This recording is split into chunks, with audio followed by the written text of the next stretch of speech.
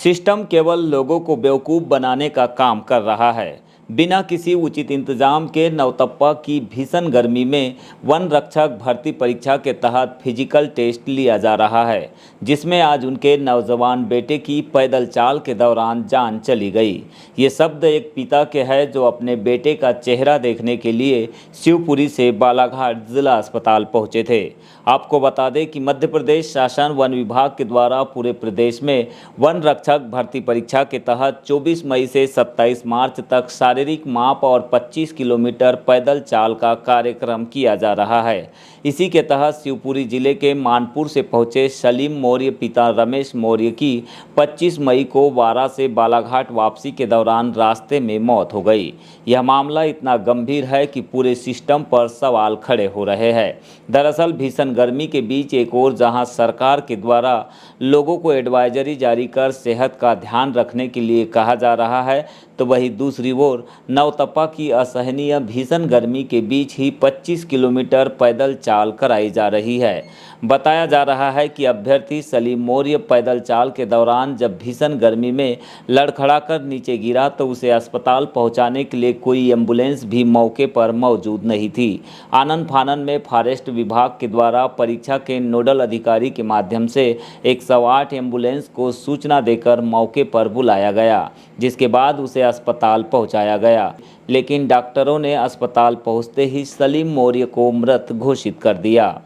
वहाँ पर दौड़ने के लिए हम उधर ही घटनाग्रस्त पर छूट गया, गिर पड़े यहाँ पर, और ये वाले यहाँ पर छोड़ के घर में वहीं पर था।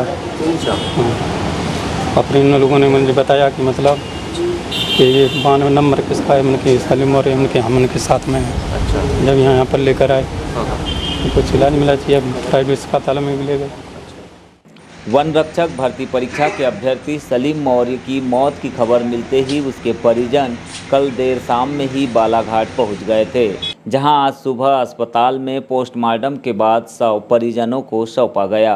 इस दौरान विभागीय तौर पर शासन से उनके परिवार को किसी भी तरह की आर्थिक मदद नहीं की गई। अस्पताल में पीएम के नाम पर परिजनों से 2000 रुपये भी लिए गए।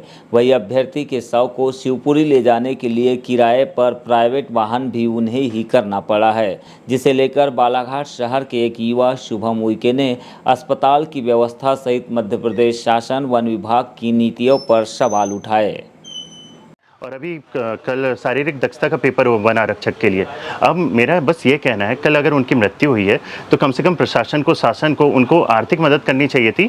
बालाघाट से शिवपुरी तक जाने के लिए एम्बुलेंस की व्यवस्था करनी चाहिए थी, ना आर्थिक मदद की गई। थोड़ी देर पहले उनके परिजन मेरे साथ खड़े थे, उन्होंने ये बताया कि 2 महीने पूर्व ही उसकी शादी हुई है। और मैं शासन से ये कहना चाहता हूँ कि जब से नवतपा चालू है, बालाघाट में 42 डिग्री टेम्परेचर है, आप मॉर्निंग में या फिर दोपहर में ये दौड़ करवा रहे हैं। कम से कम ये नवतपा के 6 दिन पहले, 10 दिन पहले करवाना था, पर आपने नहीं करवाया। और उस युवक की मृत्यु हुई। मैंने अभी सीसीएफ जो है सिंगर जी, उनसे बात किया तो उन्होंने कहा कि मैंने एम्बुलेंस की व्यवस्था करी थी दौड़ में।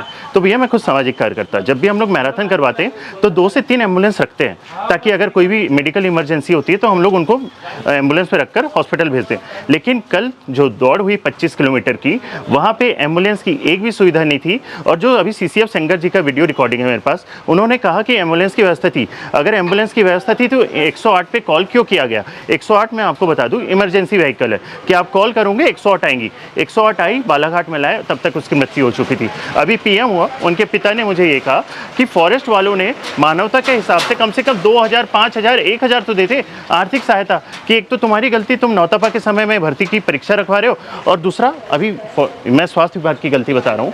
पीएम के नाम पे आप 100 रुपये ले लो, 200 रुपये ले लो, अगर नियम अनुसार है तो, लेकिन उनके परिजन से 2000 रुपये की रिश्वत ली गई अंदर।